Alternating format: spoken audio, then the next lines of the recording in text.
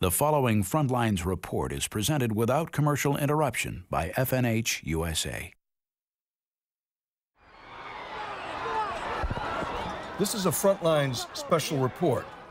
Chuck Holton, our Frontlines correspondent, has been to Boston. Sitting beside me, Eric Stakelbeck, host of Stakelbeck on Terror and author of the book, The Terrorist Next Door.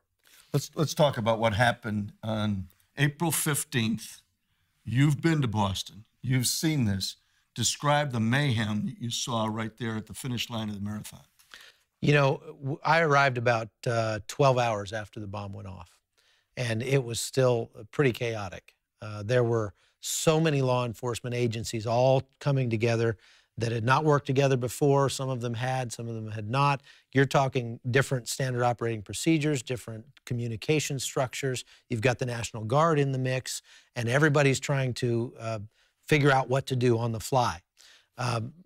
One of the things that interests me about Boston is the response. And I'd like to hear what Eric has to say about what you see in this kind of response, where they're bringing in thousands of officers from all the surrounding states, from all different agencies, and they're all trying to respond at once. Does that help or hurt the progress of the investigation? You know, I would think, Chuck, in some senses it would help. It's funny, they've actually said that this is one of the most videotaped events in history, this Boston bombing. So you would think in one sense it does help. You have more boots on the ground, more people to help with the investigation, to check cell phone records. Another aspect here is pressure cookers were used in these bombs. I'm sure they're checking out the records of everyone who's bought a pressure cooker in the Boston area over the past month or so. So I would say more boots on the ground helps in certain ways, as long as people aren't stepping on each other's toes. I'm sure when the FBI comes in, they obviously take over the brunt of the investigation from the local law enforcement, but I would say every bit helps. We had gone down to be military presence on the marathon route itself, finished our job. We were relatively early in the race. When we went home, I was back in my living room before anything happened.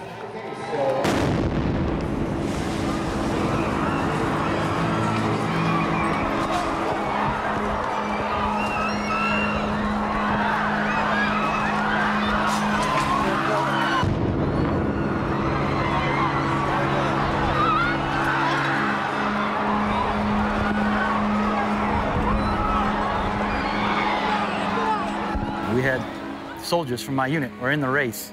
In fact, one of them was about a half mile from the finish line when the explosions happened. I did hear kind of something in the far distance. I had no idea what it was. And I did have my phone on me, and my sister told me what happened. And I was scared, frightened, had, realized that really no one around me had no idea.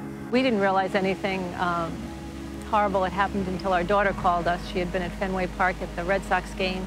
And once she was checking to make sure we were okay, and that was the first we heard that something had happened, and we immediately turned on the TV and, were really horrified along with everybody else about what had occurred. My sister was about a block away from the second explosion, and then my fiance's mom and his aunt were in between the two. To just get that information kind of puts all that out the window, and then you're scared, frightened, startled.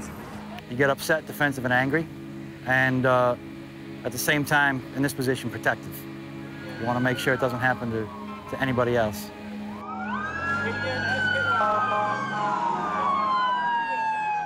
As the hours passed, details began to emerge. 3 dead, nearly 300 wounded, an all too familiar scene for those guardsmen who had served in Afghanistan or Iraq. Only this time, it wasn't a far-flung war zone. It was happening in their own backyard.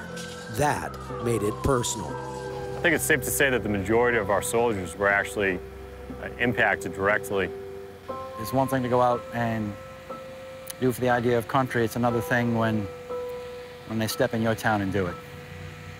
I'm just like, I can't believe it still. It's just unbelievable to be so close to something, and this area is so significant to me. It's only been 24 hours since the bombs went off. The flags are flying at half-staff, and most of the runners have gone home. They've been replaced by police officers, military, and other law enforcement agencies that have locked down the center of the city as they conduct their investigation.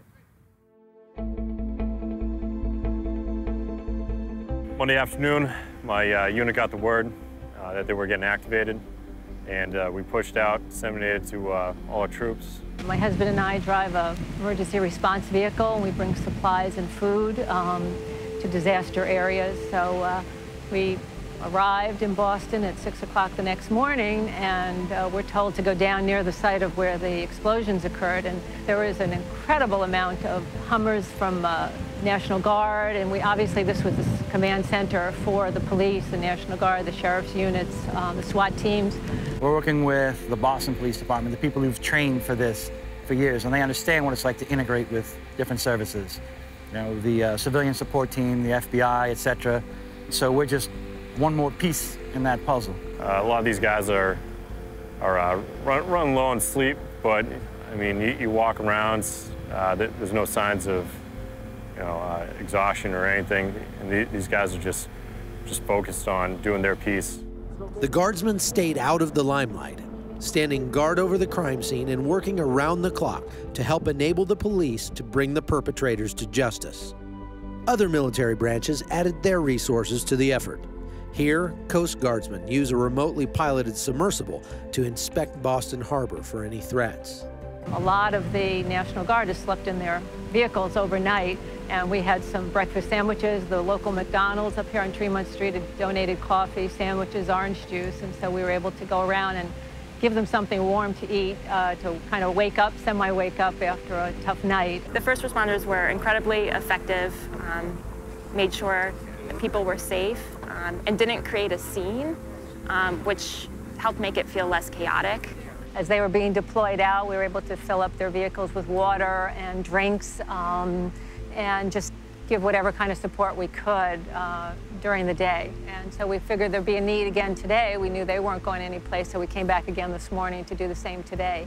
Part of our job is not just to give out foods or things like that, but to listen and just to talk to people and give them a little bit of a break too from what they're doing that can be very difficult. It's Wednesday morning, and the FBI agents behind me are still combing the scene of the bombing, looking for any piece of evidence they can get that will give them some clues to who did this and why.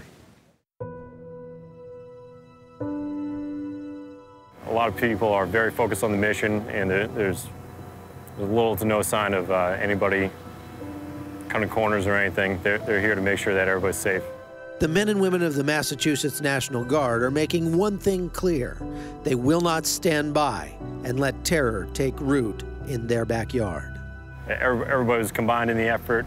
We had police, we had the SWAT, we had Air Force, we had Army, and everybody just came in and they understood the intent. This is the job they signed up to do, and they're happy to do it, and we're happy to be able to support them in any way we can. We are here until the job's done. It's a beautiful spring day here in Boston Commons, and the locals who have come out to enjoy it say they're bound and determined to get their lives back on track as soon as possible. That's being made a little easier by the efforts of the military and law enforcement who are still prominently on display in this area. For the Life of Duty Network, I'm Chuck Holton in Boston, Massachusetts. There's an old expression in the Middle East: the Americans wear watches, they have time. We've seen that we've got to be right 100% of the time. They have to be right once. Give us a sense for where we're headed. It's death by 1,000 cuts. That's the strategy. Prick away with a Boston, with a Fort Hood, with a Times Square bombing, hurt the U.S. economy, carry out, God forbid, an attack in a shopping mall during the Christmas shopping season. We saw a plot in Portland, homegrown Somali jihadist, U.S. citizen back in 2010, plotting to blow up a Christmas tree lighting ceremony. Thousands of people would have been there. That's the goal, the terror, psychological, economic. They're not going to conquer us, but man, they're very patient. This is a long-term thing. If they can chip away gradually, they say, hey, all we've got is time. Thank you, Eric, for that, and thank you for a great report from Boston. From the front lines of freedom in Boston, Massachusetts, I'm Oliver North on the Life of Duty Network.